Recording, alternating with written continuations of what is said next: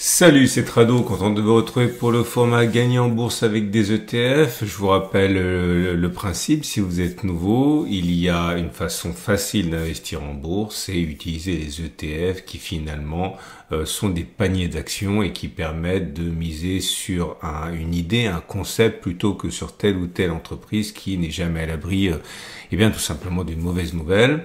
Et les ETF font donc l'objet de 3 chapitres différents dans cette vidéo. Premier chapitre, c'est le format pour le long terme, c'est-à-dire que vous allez constituer un portefeuille global constitué d'un ETF de cœur de portefeuille, le bateau amiral, généralement le SP500, un ETF World, etc., qui constitue l'essentiel de votre investissement, et vous allez mettre des ETF satellites autour pour donner une coloration particulière et tenir compte de vos convictions plus spécifiques, on va dire. Puis le deuxième format, c'est le format de moyen terme, on y reviendra plus tard. Et dans le troisième format, on va surveiller simplement les ETF qui ont extrêmement bien performé et que vous voudriez éventuellement suivre en cas de consolidation pour rentrer, sauter dans le train, on va dire.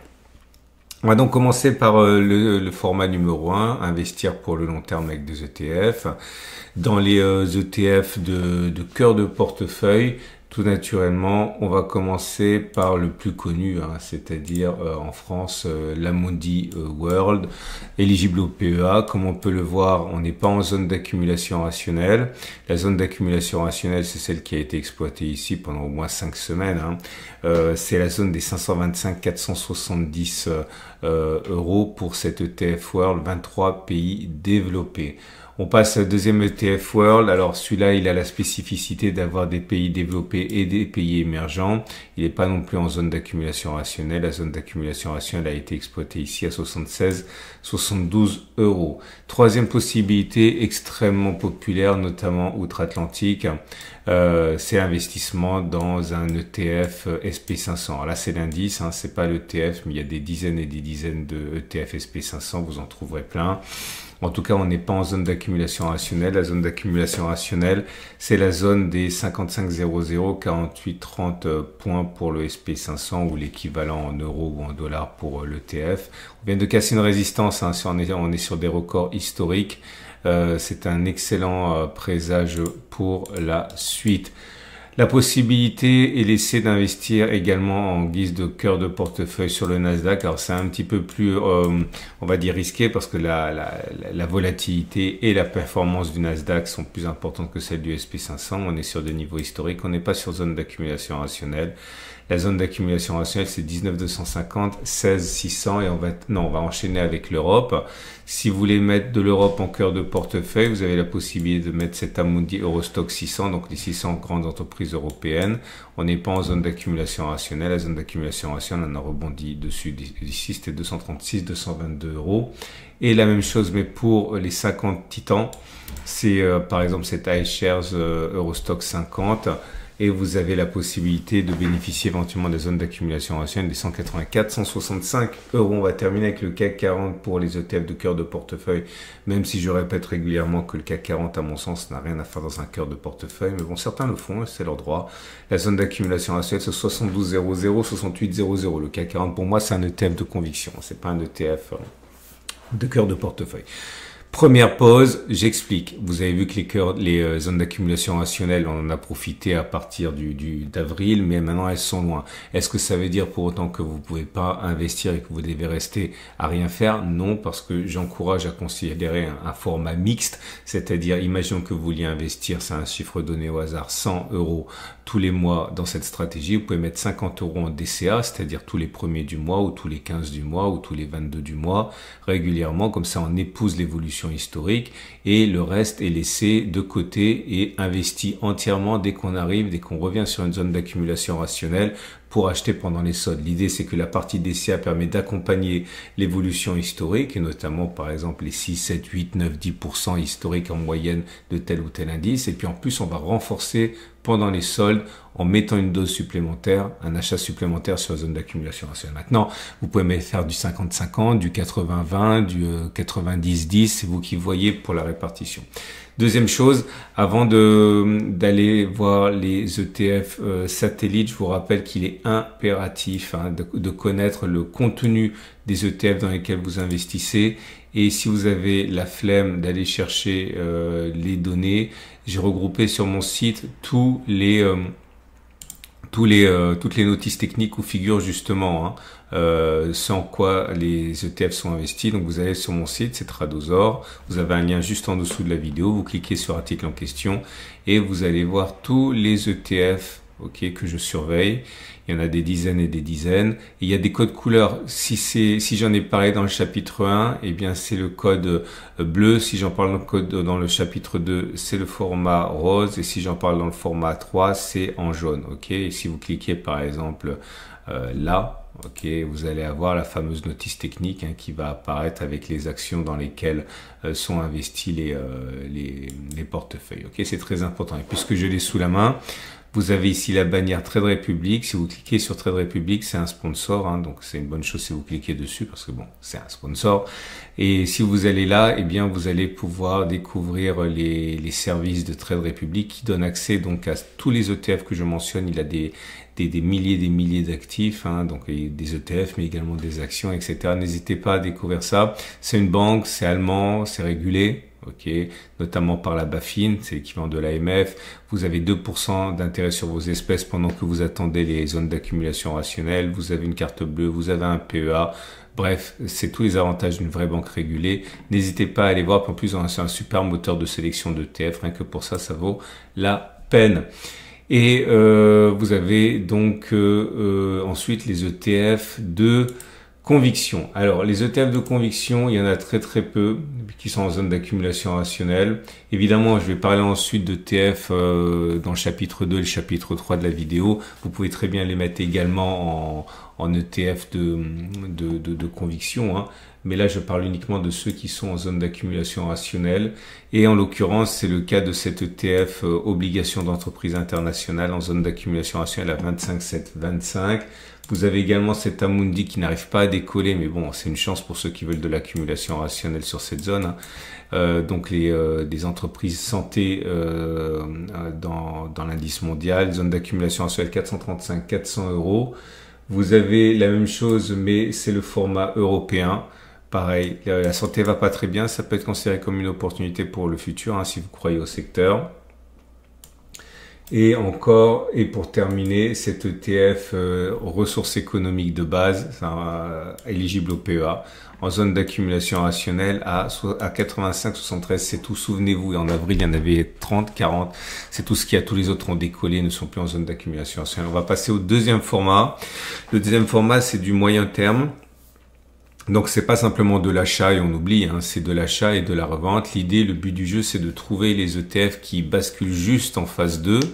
Et parce que, comme dit l'adage, les fortunes se font en phase 2 et se défont en phase 4. L'idée, c'est d'essayer de bénéficier de cette longue vague de hausse qui peut rapporter 10, 20, 30, 40, 50, 100, 200%. Surtout ne pas garder en phase 4 et se débarrasser soit en entrée phase 4, soit dès la phase 3 pour les plus craintifs. Mais en tout cas, ne pas insister. Il faut savoir également, je le dis jamais suffisamment assez, c'est pas le taux de succès qui rend la méthode intéressante, parce que le taux de succès il est très médiocre, c'est 50%.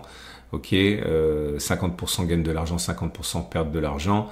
Mais l'idée c'est que les gains quand ils se produisent sont beaucoup plus importants que les pertes, et c'est ça qui rend la stratégie intéressante. On va donc commencer par cet ETF Chine qui pourrait vous intéresser, qui est rentré en phase 2 ici. Bon, c'est une phase 2 un petit peu molle, mais c'est indéniable. On est bien au-dessus de la moyenne mobile à 30 semaines. Bon, on oscille un petit peu autour, mais pour l'instant, ça tient. Ceux qui veulent de l'action tout de suite sortiront déjà, mais moi, je pense qu'il y a moyen. Regardez, là aussi, lorsqu'on a eu cette phase 2 ici, on a tergiversé avant de finalement exploser. Donc, on peut totalement envisager d'avoir comme ça, sur cet ETF et sur les autres, des moments d'hésitation avant finalement d'exploser. Et bon, pour l'instant, il n'y a pas de quoi sortir ça de votre surveillance. L'agriculture, alors celui-là, j'aime beaucoup moins. La phase 2 a été enclenchée, mais là, visiblement, c'est un échec. Donc, soit vous êtes, on va dire, réactif et vous sortez, soit vous le gardez en désespoir de cause, en espérant que ça va monter. Moi, je sortirai, mais j'ai pas de conseil à vous donner. Si vous êtes rentré à ce moment-là et que vous êtes sorti maintenant, vous avez une perte très limitée de 5%, hein, ça vous tuera pas. Là, je pense que on pourra revenir toujours plus tard si on repart de l'avant, mais là, on veut pas que ça ressombre. Hein, donc, je vais en parler encore, mais pour le mettre sous surveillance, c'est tout. Hein. Les terres rares, ça, il est pas en phase 2 du tout. Il est en phase 1, mais il y a eu des deals qui ont été signés. Ça risque d'être explosif, donc je préfère vous le proposer maintenant.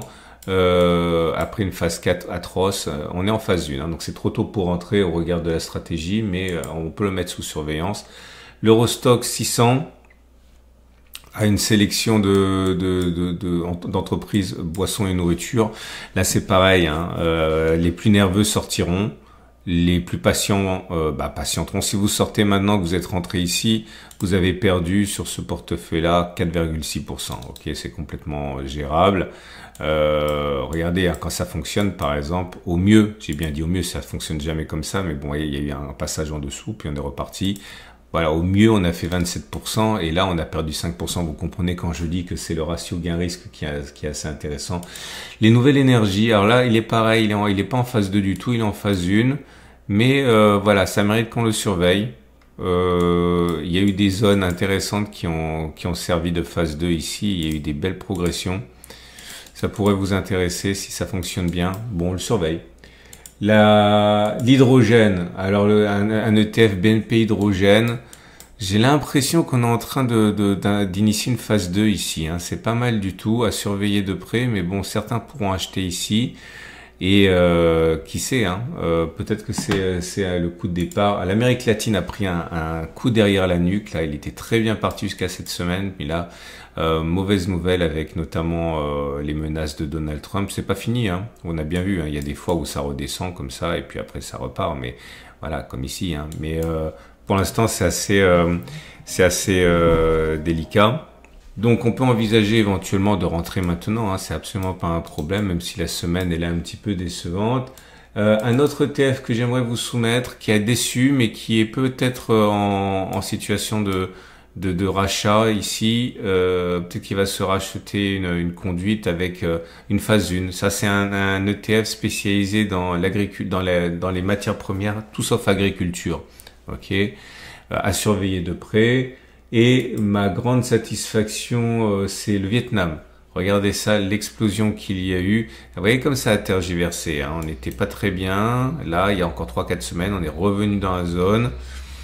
Et puis là, boum, cette semaine, 10%. Ok, suite à un deal, eux, ils ont trouvé un deal un peu plus intéressant avec Donald Trump et ça a plu aux investisseurs. Donc la dernière fois qu'on a eu une phase comme ça, c'était là, vous voyez, et ça donne des choses qui peuvent être vraiment intéressantes puisque au mieux, c'est jamais au mieux, hein, mais au mieux on a fait 66% en 13 mois. Donc c'est tout le mal qu'on lui souhaite à cet ETF Vietnam.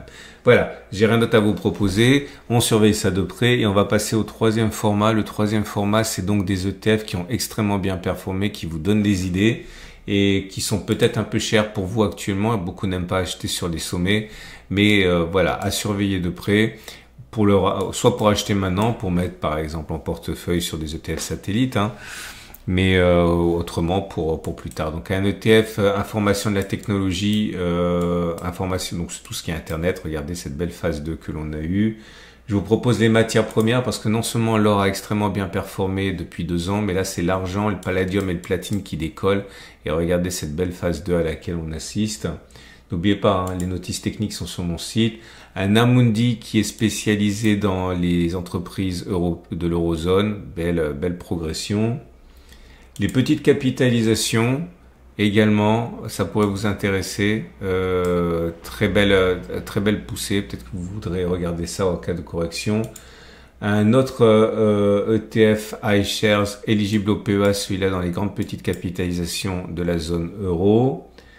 Un ETF spécialisé dans les entreprises qui distribuent des dividendes généreux. Très belle progression depuis les plus bas du 7 avril. Là, on est à 20% en 2 mois.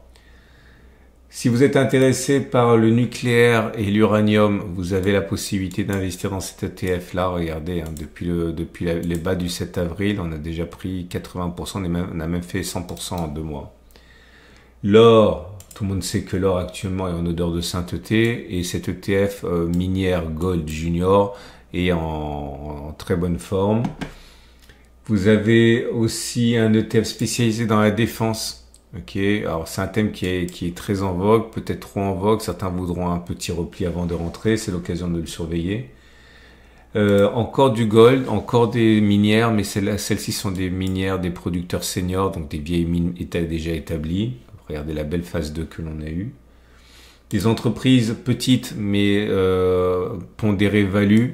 Ok, très belle phase 2. Encore un ETF spécialisé dans la distribution de dividendes généreux, très cher actuellement. Peut-être que vous voulez attendre un petit peu. Un ETF X-Tracker spécialisé dans les entreprises à dividendes de qualité. L'ETF Amundi Climat Net Zéro émission, ça pourrait vous intéresser. Et puis on va terminer avec 4 ETF qui ont très bien performé également. L'assurance européenne. Regardez cette belle progression. Vous voyez quand je vous dis que les phases 2 peuvent très mal commencer avant finalement de prendre leur envol. Là, c'est là que j'ai dit par exemple qu'il ferait sortir. Bah, à tort, hein, mais on peut toujours rentrer après. Ok, il suffit d'être un peu patient et de surveiller. Le DAX, mine de rien, pas la peine d'aller chercher des choses exotiques. Regardez comme le DAX est formidable. Les économies d'Europe de l'Est, sauf la Russie, ici, avec cet ETF spécialisé. Et un ETF nouveau qui vient de sortir, très peu de recul sur l'aérospace et la défense, mais belle performance. Et enfin, je voudrais vous parler de ce ETF. Alors tout le monde connaît l'ETF de Cathie Woods, Arc Innovation. Alors il n'est pas disponible en France, hein, il est disponible qu'aux États-Unis. Et je vous en parle parce que regardez, il est basculé en phase 2 aussi. Et quand on voit ce qu'il a fait en 2020, avec sa progression des plus bas jusqu'au plus haut de 380%, on se dit que il serait bien inspiré de faire la même chose, ou là 110% avant. Et je lui en parle parce que bon, il n'est pas accessible à moins que vous ayez un compte américain, mais il y a un équivalent. Et là c'est pareil. Hein. Par contre, je sais pas. Apparemment tous les brokers ne l'ont pas. Bon, évidemment Trade Republic là, c'est pour ça que je le propose. Vous voyez, on dirait que ça ressemble pas, mais en fait c'est exactement la même chose, sauf qu'il n'y a pas l'historique. Et cette zone là, en fait, si on prend un peu de recul, ça correspond à cette zone qu'on voit sur cet ETF World. Ok, donc ça pourrait vous intéresser. Voilà, on a fait le tour. Je vous souhaite une excellente semaine. N'oubliez pas que vous pouvez regarder sur mon site les différentes notices techniques. Ce format il est mis à jour le samedi. Pensez à vous abonner pour ne pas louper ces mises à jour. Vous pouvez liker, ça me fait plaisir. Je vous souhaite une excellente journée. Je mets des alertes dans l'onglet post YouTube et sur ma chaîne et sur mon site, hein, là où il y a les notices. N'hésitez pas parce que parfois il y a des occasions qui se présentent et vous voulez pas les louper. Excellente journée. À tout de suite pour d'autres vidéos. À la semaine prochaine pour la mise à jour de ce format.